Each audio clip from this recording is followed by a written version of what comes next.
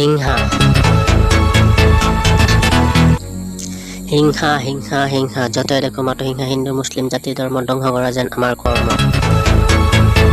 কোনবাই কবি নহয় যে মই কবিতা লিখিম মানৱতাৰ স্বাৰ্থত, মনৰ বৃহৎ কি হিন্দু কি মুছলিম কোনো পৰিচয় নাই মোৰ, মাতো মানুহ মই। কেঁচা তেজৰ মাংসত জীৱ পৰা শুন, ম্যানমাৰৰ দ্বাৰা জন্তু নহয় মই মাতো এটা কথাই বুজি পাওঁ মই, কি লৈ আহিছো কি লৈ যাম, এই 60 বছৰ জিন্দগী মাতো হিচাপ কৰোঁতে আধা বয় গ'ল। জাতি ধৰ্মৰ কথা নুবুজো মই, সঁচা অৰ্থত মই মানৱ প্ৰেমৰ পাগল। বুজি পাওঁ মই ৰুটিৰ কোনো জাতি নাই, পানী কোনো ধৰ্ম নাই, তেজৰ কোনো ৰং নাই, কি ধনী কি দুখীয়া এই পৃথিৱীৰ সুখ মাতো দুদিনীয়া। তেজৰ ৰং ৰঙা, তোমাক যিয়ে সৃষ্টি কৰিছে আনকো একেজনে সৃষ্টি কৰিছে। হ'ব পাৰো হিন্দু হ'ব পাৰো মুছলিম, মোৰ মাজত কি মানৱতা নাই?